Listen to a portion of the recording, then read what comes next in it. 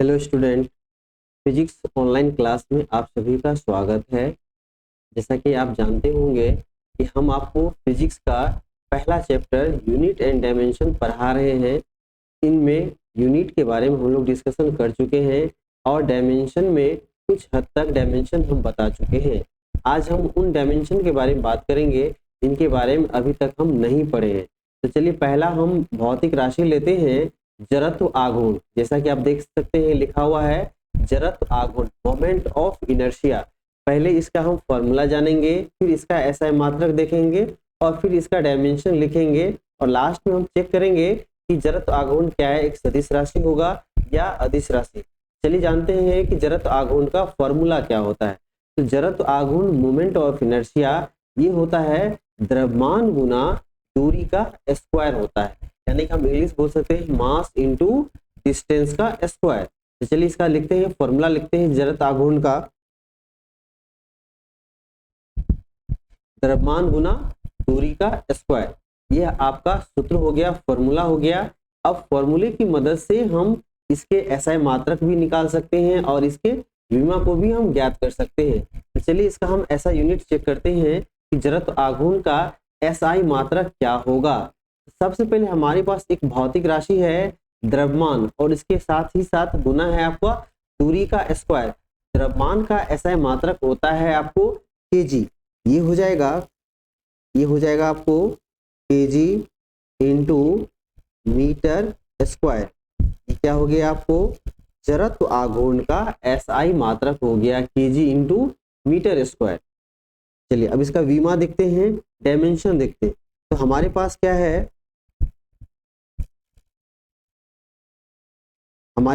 पहली भौतिक राशि है द्रव्यमान है। यह तो आपको मूल भौतिक राशि है। तो मूल भौतिक राशि को हम क्या करते हैं, एज इट इज लिखते हैं डायमेंशन के रूप में। ये हो जाएगा आपको कैपिटल एम और दूरी का स्क्वायर है, लिखेंगे एल टी पे पावर 2। और यहाँ पर समय भौतिक राशि के रूप में नहीं है तो बस यही लिख सकते हैं, या तो हम बोलेंगे एम एल स्क्वायर, इसको हम ब्रैकेट के अंदर लिखेंगे, ये हमारा विमा हो गया। या हम इसको बोल सकते हैं, यहाँ पर अगर हम टाइम को लिखना चाहें, क्योंकि डायमेंशन को मुख्यतः एम एल और टी के टर्म में लिखते हैं, तो यहाँ पे समय तो है नहीं, तो हम क्या कर सकते हैं टी पे पावर 0 रखेंगे। ये हो जाएगा आपको एम एल टू टी पे पावर 0। या तो आप डायमेंशन ग्रुप में आप ये बोल सकते हैं या आप ये बोल सकते हैं, दोनों एक ही है, समान है आपको। तो इस प्रकार आप देख सकते हैं जड़त्व आघूर्ण का एसआई मात्रक लिख चुके हैं हम, इसका विमा लिख चुके हैं। और चलिए इसके बाद हम देखते हैं इसको और क्या लिखा जा सकता है।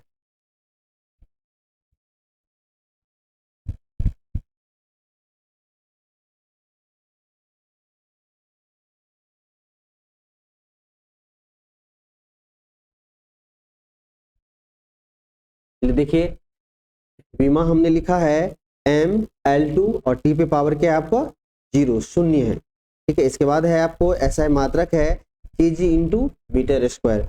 और जड़त्व आघूर्ण कैसी राशि है, यह एक स्केलर क्वांटिटी, ये एक अदिश राशि है। तो आप तीनों को, जो कि तीनों महत्वपूर्ण है, तीनों का आप याद रख सकते हैं। इसका विमा याद रख सकते हैं, इसका एसआई मात्रक याद रख सकते हैं। और यह किस प्रकार की भौतिक राशि है, ये स्केलर क्वांटिटी अदिश राशि है। चलिए इसके बाद जड़त्व आघूर्ण के बाद एक और भौतिक राशि लेते हैं जो कि है आपको बल आघूर्ण। इसको हम आपको बताने वाले हैं बल आघूर्ण क्या होता है, इसको इंग्लिश में हम टॉर्क बोलते हैं। तो हम लिखेंगे नेक्स्ट फिजिकल क्वांटिटी हो जाएगा आपका बल आघूर्ण। इसको बोलेंगे TORQUE, टॉर्क हो गया। बल आघूर्ण टॉर्क हो गया। अगर इसका हम सूत्र निकालना चाहें तो सूत्र होता है, बल आघूर्ण को संकेत के रूप में हम लिखते हैं हल्का इस प्रकार से, टी को हल्का फोल्ड करके लिखिएगा, टॉर्क इक्वल टू होगा F इंटू आर का स्क्वायर। ठीक है, क्या लिखा हमने, बल गुना दूरी का स्क्वायर। जब आप कहीं पे बल लगाते हैं और वहां पे लंबवत दूरी का स्क्वायर रखते हैं तो वहां पर क्या होता है, आपको टॉर्क प्रोड्यूस होता है। ठीक है, तो यहाँ पे टॉर्क का फॉर्मूला हो गया आपको बल गुना दूरी का स्क्वायर, जिसको आप लिख सकते हैं बल गुना दूरी का स्क्वायर, ये हो गया आपको टॉर्क। अब यहां से जैसे ही हमें फॉर्मूला मिला है तो आप इसका SI मात्रक भी निकाल सकते हैं और डायमेंशन भी निकाल सकते हैं। ठीक है, तो चलिए हम जानते हैं पहले इसका SI मात्रक क्या होगा। बहुत ही आसान है, बहुत ही सरल है। अगर आप क्रमबद्ध तरीके से आप भौतिक राशि का अध्ययन कीजिएगा तो आपको ये बिल्कुल आसान लगेगा, रटने की कहीं कोई गुंजाइश नहीं है। क्योंकि अगर आप रट के जाते हैं एग्जामिनेशन हॉल में तो आप भूल सकते हैं, अगर आप समझ के चलते हैं तो आप वो हमेशा के लिए वो आपको याद रहेगा। तो हम आपको समझाने का और याद रखने का तरीका बताएंगे। ठीक है, अगर आप अभ्यास करते हैं, प्रैक्टिस करते हैं तो ये आप भी सीख सकते हैं कि हम भौतिक राशि को किस प्रकार से उसको विमा के रूप में और डायमेंशन के रूप में हम लिखते हैं या SI मात्रक के रूप में लिखते हैं, वो बिल्कुल आप यहाँ से देख सकते हैं। तो चलिए हमारे पास तो फॉर्मूला आ चुका है, बल गुना दूरी का स्क्वायर। अब इसका हम लिखते हैं SI यूनिट क्या होगा। अगर इसका SI यूनिट देखेंगे तो हमारे पास एक जो मूल भौतिक राशि है, मूल भौतिक राशि में एक क्या है हमारे पास, दूरी का स्क्वायर, और साथ ही साथ एक अन्य भौतिक राशि है गुणनफल के रूप में, क्या है आपको, बल है। तो बल का SI मात्रक होता है आपको न्यूटन और दूरी का होता है मीटर, स्क्वायर है तो स्क्वायर लगा देंगे। तो इस प्रकार से बल आघूर्ण का SI मात्रक हो गया न्यूटन मीटर स्क्वायर। क्लियर है यहाँ तक? चलिए आगे देखते हैं। अब इसका विमा निकालते हैं, डायमेंशन निकालते हैं। डायमेंशन, तो पहला भौतिक राशि है आपको बल है। बल का तो हम बता चुके हैं किस प्रकार से डायमेंशन निकालेंगे। बल का डायमेंशन यहाँ पर रफ वर्क कर रहे हैं, इसको हम निकालना चाहेंगे, दोबारा से बता देते हैं उन छात्रों के लिए जो किसी कारण से पीछे के क्लास को अगर नहीं देखे हैं तो आप बिल्कुल ध्यान से देख के यहाँ भी सीख सकते हैं। तो हमारे पास क्या है, बल है, F बराबर होता है मास इंटू एक्सेलरेशन, और यहाँ से मास तो आपको मूल भौतिक राशि है और यहाँ पे त्वरण ये एक अन्य भौतिक राशि है आपको। तो मूल भौतिक राशि का तो संकेत के रूप में हम लिखते हैं डायमेंशन, ये तो हो गया आसानी से। अब हमारे पास आ गया आपको त्वरण। अगर त्वरण को निकालना है तो हम क्या करेंगे, वेलोसिटी बटे time, rate of change of velocity with respect to time is called acceleration, ये तो आ गया आपको। अगर किन्हीं छात्रों को अगर ये नहीं पता चल रहा है कि वेग क्या होता है, आप यहाँ से जा सकते हैं। ठीक है, तो वेग बराबर होता है डिस्प्लेसमेंट बटे टाइम, विस्थापन बटे समय को हम लोग क्या बोलेंगे, वेग बोलेंगे। तो यहाँ से हम लिख सकते हैं विस्थापन क्या होता है, एक रास्ते की लंबाई होती है। विस्थापन डिस्प्लेसमेंट जो हो गया आपको क्या हो गया, एक कोई पर्टिकुलर रास्ता होता है उसका जो लेंथ होता है उसमें अगर हम समय से भागा देते हैं तो क्या कहलाता है, आपको डिस्प्लेसमेंट कहलाएगा। तो रास्ते की लंबाई के लिए संकेत हम लोग लिखेंगे L और समय के लिए लिखेंगे T। तो T को ऊपर ले जाएंगे, एक्सपोनेंट के रूप में लिखेंगे तो हो जाएगा आपको L T पावर -1। जैसा कि आप देख सकते हैं वेग का ये विमा हो गया। और वेग की विमा को अगर रखेंगे एक्सेलरेशन में V बटे T के रूप में, यहाँ पर हो जाएगा L T पावर -1 और इसको समय से भागा देंगे, दोबारा समय को ऊपर ले जाएंगे तो क्या हो जाएगा L T पावर -2। हमको जो चाहिए त्वरण वो आपको यहाँ मिल चुका है। तो अब अगर बल का डायमेंशन लिखना चाहते हैं तो ये आ जाएगा आपको m into L T power -2। यहाँ से आपका बल का आपको डायमेंशन मिल चुका है।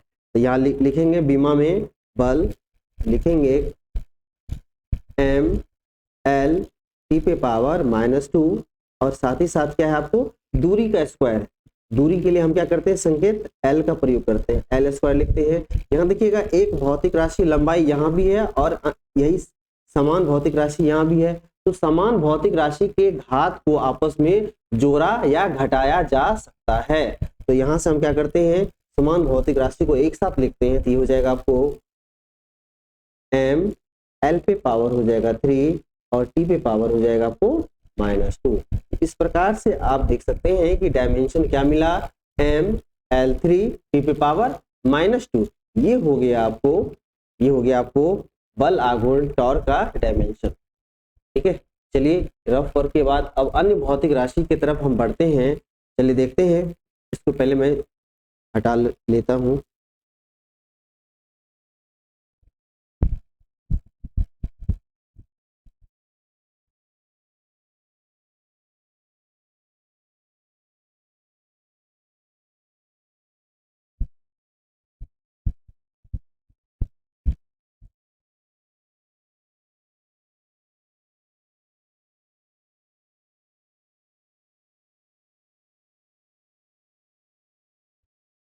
चलिए अब देखते हैं अन्य भौतिक राशि की तरफ। अब हमारे पास एक अन्य भौतिक राशि है आपको प्रतिबल, इसको इंग्लिश बोलते हैं स्ट्रेस बोलते हैं। स्ट्रेस क्या होता है, जब आप किसी पर्टिकुलर एरिया पे बल लगाते हैं, पर्टिकुलर एरिया पे जब आप बल लगाते हैं वह क्या कहलाता है, आपको स्ट्रेस कहलाता है। तो चलिए देखते हैं इसका सूत्र देखेंगे, इसके बाद हम इसका डायमेंशन देखेंगे। चलिए लिखते हैं, इसका फॉर्मूला लिखते हैं। क्या आ गया आपको, बल बटे क्षेत्रफल। अगर किसी क्षेत्रफल वाले क्षेत्र में अगर हम बल लगाते हैं तो वो क्या कहलाता है, आपको स्ट्रेस कहलाता है। चलिए इसका लिखते हैं डायमेंशन। अब जैसा कि अभी अभी हम आपको बताए हैं बल का विमा किस प्रकार से निकालेंगे, यहाँ चलिए रफ वर्क करते हैं। हमने तो यहाँ लिख दिया है डायमेंशन को। अगर किन्हीं छात्रों को अगर समझ में अभी तक नहीं आया है, बिल्कुल ध्यान से देखिए, अभी हम आपको दोबारा समझाने वाले हैं। तो हम बल को लिखेंगे mL (-2), ये हो गया आपका बल का विमा। इसको हम भागा देंगे क्षेत्रफल से। क्षेत्रफल में क्या होता है, लंबाई और चौड़ाई होती है। जब हम फिजिक्स में हम जब क्षेत्रफल देखते हैं तो क्षेत्रफल में लंबाई और जो चौड़ाई होता है, तो हम क्या करते हैं, लंबाई के लिए भी संकेत L का प्रयोग करते हैं और चौड़ाई के लिए भी L करते हैं। ठीक है, इसको हम मैथमेटिक्स की नज़र से नहीं देखेंगे। मैथमेटिक्स में लंबाई को अलग और चौड़ाई को अलग हम व्यवहार में लाते हैं, लेकिन फिजिक्स में क्या करते हैं, दोनों भौतिक राशि को हम उसमें समानता को ढूंढते हैं। समानता ये है कि लंबाई भी क्या होता है, दो बिंदुओं के बीच की दूरी होती है, चौड़ाई भी क्या होता है, दो बिंदुओं के बीच की दूरी होती है, और इसी प्रकार से ऊंचाई भी क्या होता है, आपको दो बिंदुओं के बीच की दूरी होती है। तो लंबाई, चौड़ाई और ऊंचाई सब के लिए हम क्या करते हैं, संकेत के रूप में हम L का प्रयोग करते हैं। ठीक है, कुछ छात्रों को ये चीजें क्लियर नहीं होती, जिसके कारण से वो डायमेंशन विमा नहीं लिख पाता है। आशा करते हैं कि इस तरह से आप इन बातों को आप समझ पा रहे होंगे और बीमा को आसानी से आप लिख पाएंगे। चलिए लिखते हैं क्षेत्रफल में L का स्क्वायर। अब देखेंगे कि ऊपर जो बल में एक लंबाई है और नीचे भी आपको क्या है, एरिया में लंबाई का स्क्वायर है। तो समान भौतिक राशि को आपस में क्या कर सकते हैं, जोड़ या घटा सकते हैं। चलिए लिखते हैं mL(1), और यहाँ से जो है एक्सपोनेंट के रूप में लिखेंगे, ये हो जाएगा L(-2), क्योंकि नीचे क्या है, आपको स्क्वायर है लंबाई का, तो ऊपर जाएगा तो पावर हो जाएगा आपको -2, और टाइम पे पावर है आपको -2 पहले से। तो इस प्रकार से हम देख सकते हैं कि लंबाई पे पावर 1 और -2, इसको जब हम सॉल्व करेंगे तो ये क्या आ जाएगा, आपको mL(-1) और t पे पावर हो जाएगा -2। इस प्रकार से हमारे पास जो आया, बीमा आया, आप देख सकते हैं जो लिखा गया है, आपको स्क्रीन पे जो लिखा गया है mL(-1) और t पे पावर -2। हमने क्या किया, आपको सामने में बीमा को लिख के दिखाया है कि किस प्रकार से बीमा को लिखा जाता है। ठीक है, ये तो हो गया आपको स्ट्रेस का डायमेंशन हो गया। चलिए आगे बढ़ते हैं।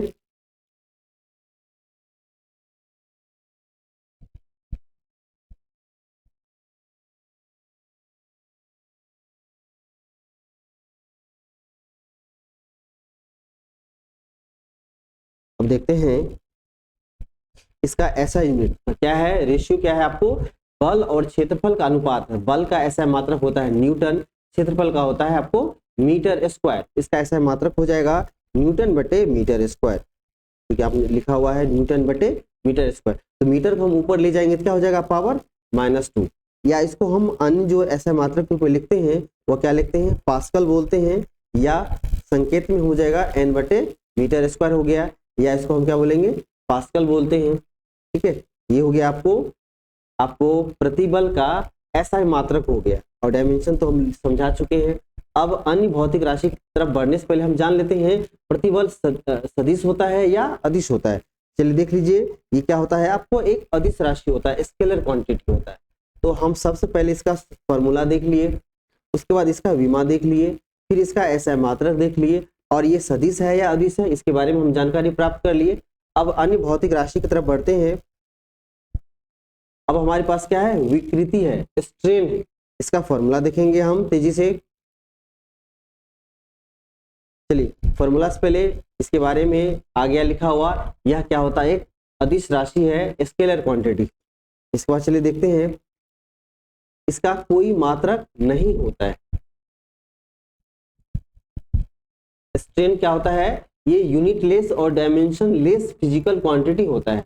इसका क्या होता है, कोई मात्रक नहीं होता है। चलिए इसके बाद है, यह एक विमाहीन भौतिक राशि है। ठीक है, ये ध्यान रखना है, ये वन लाइनर क्वेश्चन जो महत्वपूर्ण होता है कि स्ट्रेस तो आपका डायमेंशन होता है, इसका यूनिट भी होता है, लेकिन स्ट्रेन जो होता है इसका कोई ना तो यूनिट होता है ना ही कोई डायमेंशन लिस्ट होता है, और साथ ही साथ क्या ये एक अदिश राशि है, स्केलर क्वांटिटी।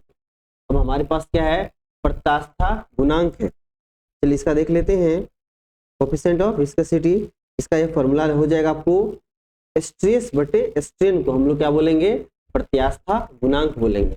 अभी हम आप देख चुके हैं कि हम प्रतिबल का भी डायमेंशन, विमा, ऐसा यूनिट सब कुछ लिख चुके हैं, और नीचे क्या है, विकृति का भी हो गया। तो अब दोनों का जब हम अनुपात लेंगे तो नीचे तो विकृति का ना तो यूनिट होता है ना ही डायमेंशन होता है, अर्थात जो प्रत्यास्था गुणांक है इसका यूनिट और डायमेंशन वही होगा जो होता है आपको प्रतिबल का। चलिए देख लेते हैं, आप देख सकते हैं इसका जो विमा लिखा गया है आपको क्या, m l पे पावर -1 और t पे पावर क्या आपको -2। आप इसको यहां से कंपेयर कीजिएगा और प्रतिबल यहां से कंपेयर कीजिएगा, क्या पाइएगा, दोनों तरफ दोनों का विमा क्या होता है, समान होता है। ठीक है, क्योंकि दोनों का अनुपात जब लेते हैं विकृति का कुछ होता ही नहीं है, तो जो प्रतिबल का होगा वही क्या हो जाएगा, प्रत्यास्था गुणांक का हो जाएगा। चलिए इसका विमा हो गया आपको m l पे पावर -1 t पे पावर -2।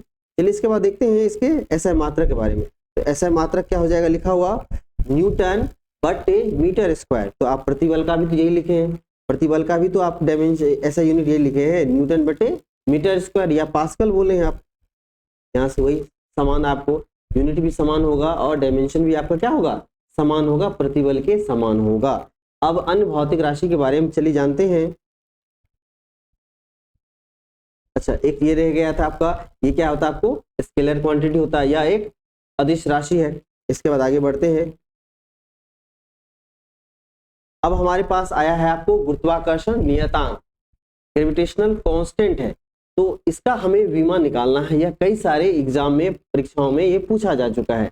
चलिए इसको समझते हैं, गुरुत्वाकर्षण नियतांक का विमा हम किस प्रकार से निकालेंगे। तो गुरुत्वाकर्षण नियतांक का अगर विमा निकालना है, अगर समझना है, पहले जानना होगा कि ये कहाँ पे प्रयोग किया जाता है। तो इसको जानने से पहले हम क्या करेंगे, न्यूटन के गुरुत्वाकर्षण का जो सिद्धांत है, नियम है, उसको जानते हैं। तो न्यूटन का गुरुत्वाकर्षण का सिद्धांत ये कहता है कि अगर दो पिंड, दो ब्लॉक, दो वस्तु, अगर जिसका द्रव्यमान m1 और m2 है, अगर दोनों के बीच की दूरी है क्या है, r है, तो क्या होता है, इन दोनों की वस्तुओं के बीच जो लगने वाला गुरुत्वाकर्षण बल है, यह बल होता है आपको, यह बल उसके द्रव्यमान के गुणनफल के समानुपाती होता है, और इसके बीच की दूरी के वर्ग के व्युत्क्रमानुपाती होता है। तो ये हो जाएगा आपको r का स्क्वायर। ठीक है, यहाँ से क्या आ गया आपको, force is directly proportional to mass of object और inversely proportional to square of distance between them. उनके बीच की जो दूरी का जो वर्ग होता है उसके इनवर्सली प्रोपोर्शनल होता है। जब भी समानुपाती चिन्ह हटाया जाएगा तो एक कांस्टेंट आएगा, और इसी कांस्टेंट का नाम होता है गुरुत्वाकर्षण नियतांक, g into m1 Guna m2 divide by r square. हो गया यहाँ से। अगर हमें गुरुत्वाकर्षण नियतांक का अगर विमान लिखना है या एसआई मात्रक लिखना है, अगर इसके बारे में आप लिखना चाहते हैं, क्या करना होगा, सभी भौतिक राशि को एक तरफ करना होगा। तो ये हो जाएगा आपको कैपिटल G इक्वल टू, यहाँ लिखते हैं कैपिटल G इक्वल टू हो जाएगा आपको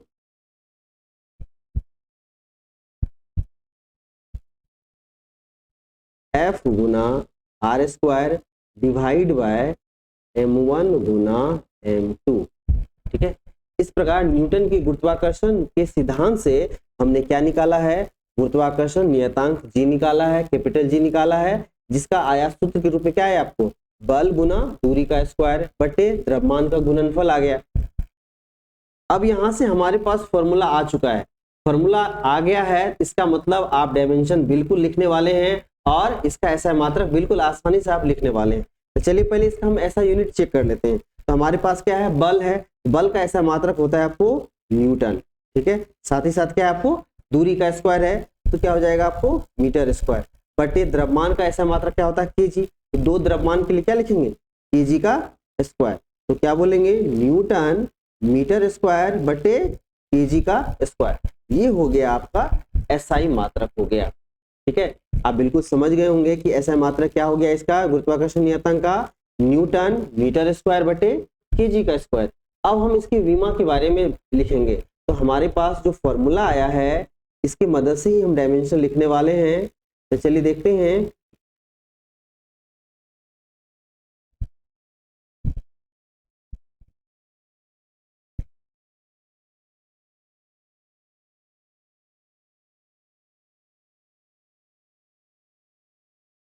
हमारे पास जो बल है बल का डायमेंशन होता है एम एल टी पे पावर -2। ये बल का डायमेंशन हो गया। और साथ ही साथ क्या है आपको दूरी का स्क्वायर है।